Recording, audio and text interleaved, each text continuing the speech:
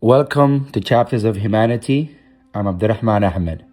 Today's chapter is about immigration, not just as history, but as something happening right now in our neighborhoods, schools, workplaces, and families.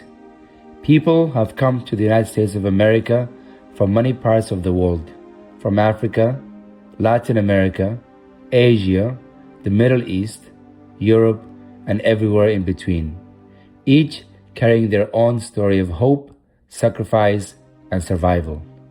In Somali and Hispanic communities, and in so many others, people are carrying stories of waiting, fear, faith, and resilience. Some are building new lives, some are waiting for paperwork, some are raising children in two worlds, and all are trying to hold on to dignity. This episode is about the obstacles people face, the strength they show, and the small success that mean everything when life is hard.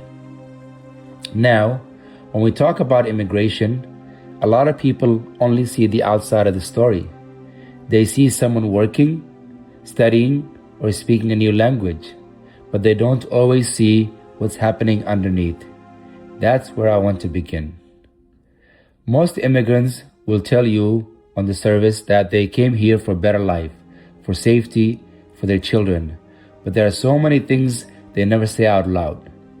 They don't say, I'm tired of living with uncertainty. They don't say, I'm afraid a simple mistake could change everything. They don't say, I feel pressure to be strong all the time.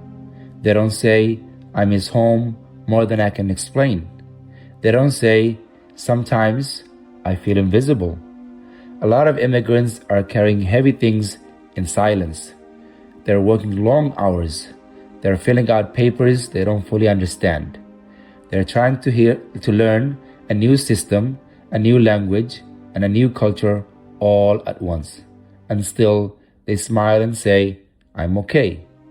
But deep down, many are asking, will I ever fully belong here? And that question can feel especially heavy in communities that already have been through so much. For many Somali families, immigration is not a simple move. It's often shaped by war, displacement, long asylum journeys, and the hope of safety. I think about the Somali parents who rebuilt from nothing while their children became the bridge between home and the outside world. I think about the pressure on young people who have to translate, navigate schools, and grow up faster than they should. I think about the way Somali families hold on to language, faith, and culture while also trying to survive in a new country. And even with that strength, there's still loneliness, there's still grief for the life that was left behind, and there's still the ache of not being fully understood. But there is also success. There are businesses opened, homes built, degrees earned, children raised, and communities held together through prayer, hard work, and sacrifice. That is part of the story too. The same mix of sacrifice and hope shows up in many Hispanic families too. Their journey may look different, but the emotional weight often feels familiar. For many Hispanic families, immigration is also the story of sacrifice and resilience. Some came for work, some came for safety, some came to reunite with families, some came with mixed status realities. Some came with mixed status realities that bring fear into everyday life. There are parents who work long hours so their children can have a better future. There are people who send money home while missing birthdays, weddings, and funerals. There are families who live with uncertainty but still show up every day with love and determination. There is pride in the culture, the language, the food, and the closeness of family. There is pain too: separation, racism, misunderstanding, and the pressure to keep going while it feels like too much. And yet, when Hispanic families keep building, they open businesses, they raise children who speak two languages, they create new communities while honoring where they came from. That is strength, that is success. Now, when we bring this conversation into the present, we have to talk about what people are facing right now. Right now, immigration is still filled with pressure. People are dealing with long waits for paperwork, fear around policy changes, rising cost of living, language barrier, and the stress of trying to stay afloat in a system that often feels cold. Some are afraid of family separation, some are waiting for years for asylum or work authorization, some are trying to make decisions while carrying trauma from war, poverty, or danger back home. Others simply trying to survive day to day, work, rent, school, bills, food, and the emotional weight of all of it.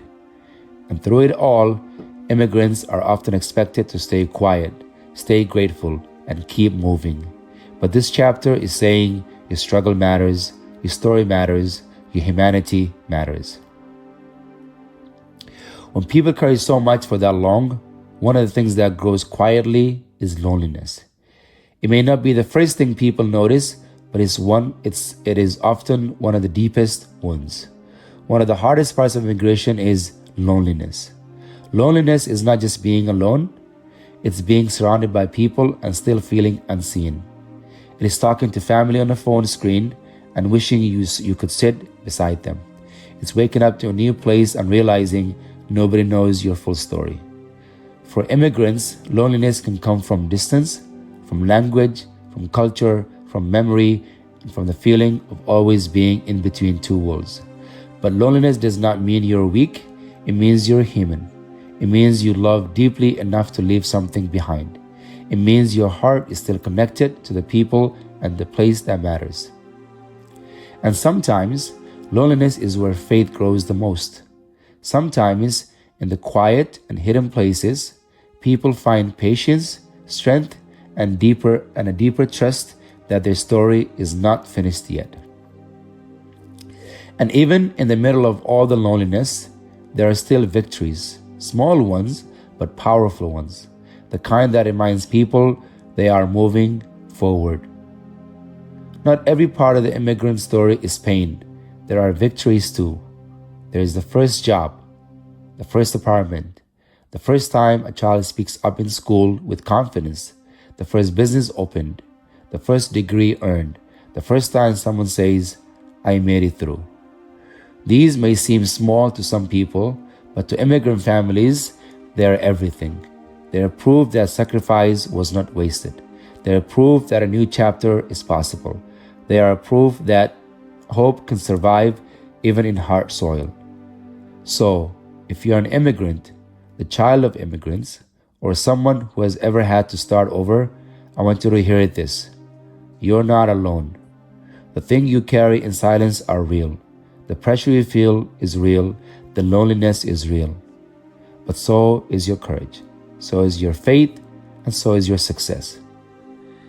And if you're listening to this, and you do not know this struggle personally, I hope you will see immigrants differently now. Not as headlines, not as statistics, but as people with stories, pain, hope, and dignity. Thank you for listening to this chapter of Chapters of Humanity.